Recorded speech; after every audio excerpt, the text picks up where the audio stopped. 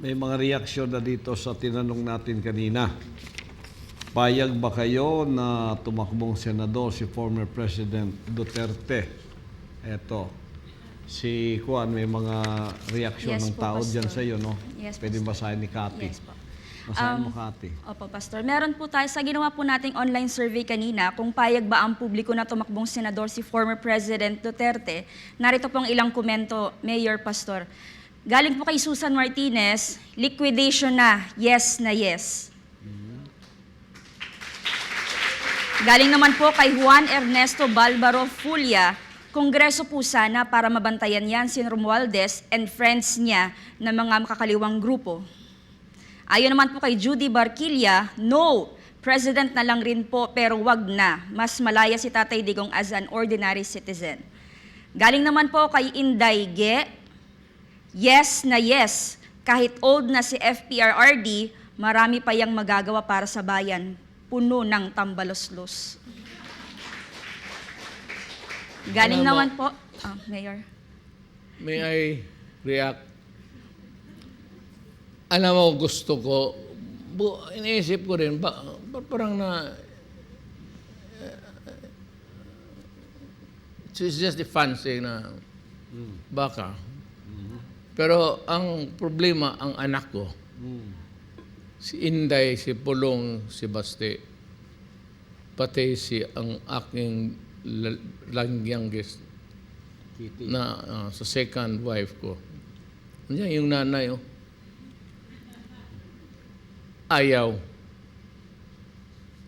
Yung mga ibang tao, former wife, baski ito si Lito, they can give the advice, but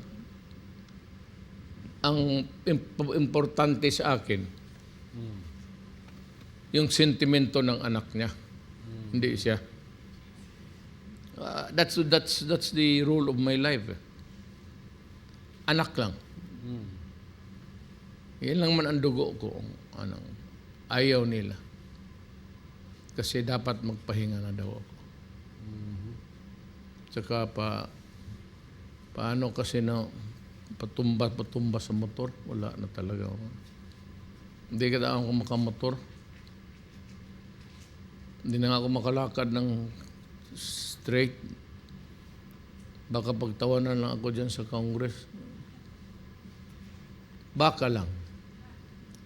Pero if there are compelling reasons, wala kasing oposisyon ngayon.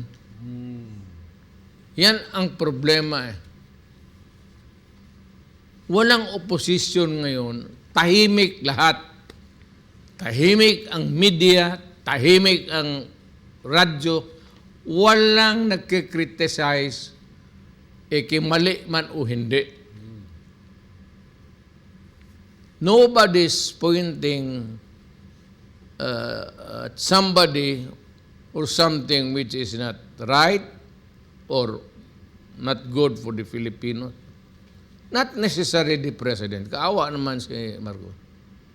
Yung mga tao sa baba, their actuations, the way they perform their duties, wala yan. So mga driver na pinapaasa araw-araw, puputok itong walang control.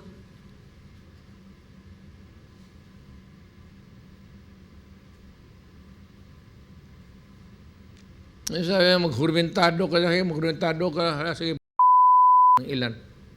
Bago ka sabihin, sige, hulihin mo nga. Maghurmentado ka po.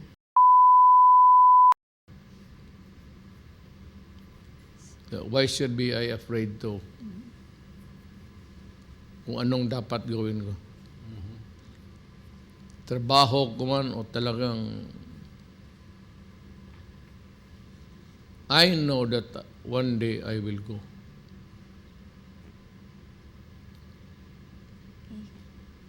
Salamat po, Meron Mayor. pa, Cathy? Opo. Sige. Ipagpatuloy lang po natin, Mayor, Pastor, yung ilan pa pong mga komento dito. Galing kay Tiny Pop. For President na lang, the best. Galing naman po kay Eddie Emperador, ayaw President dapat para malinis ulit ang hanay ng mga anay at buwayan ng lipunan. Samantala, galing naman po ito kay Vico. Kung si tatay naman po ay makakatulong sa ating mahal na inang bayan at sa lahat ng mga lehitimong mamamayan sa lahat ng isla ng ating mahal na inang bayan, bakit hindi? Suportahan natin. At galing po kay Ryan SV, Father and Daughter Duterte for 2028.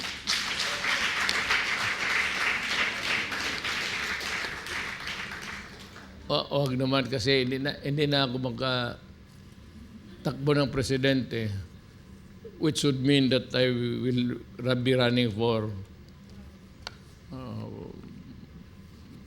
vice. Pag na-vice president ako, baka ipakidnap ko yan si Inday para ako na lang ang presidente. Padala ko yan sa Cuba. Hindi, ayaw ko na talaga. Pagod na rin ako. Pero sabi ko, It's not close, Mayor. I'm not giving the final word on it. It's really, alam mo totoo, it all depends on the Almighty. Yes.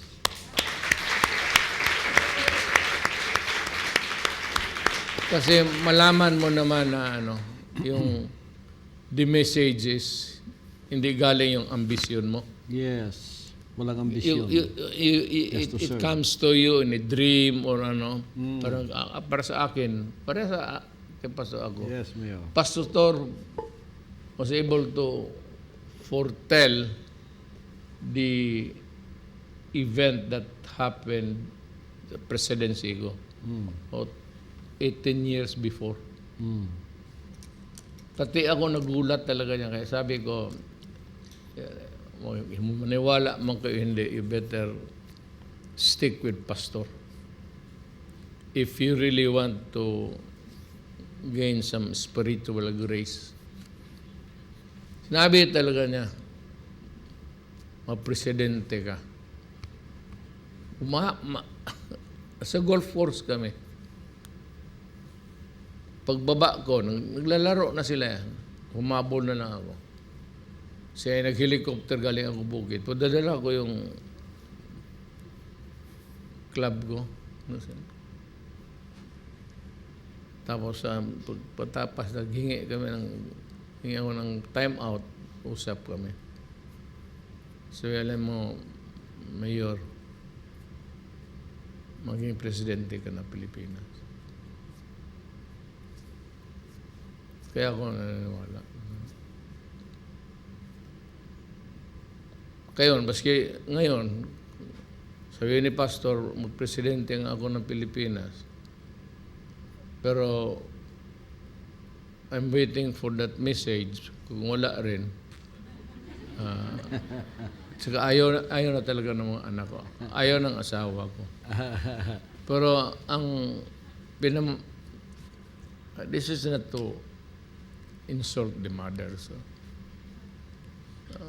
I love them because sila yung nanay. But ang mabigat sa akin yung sa anak ko. Pag sinabi ng anak ko na ayaw.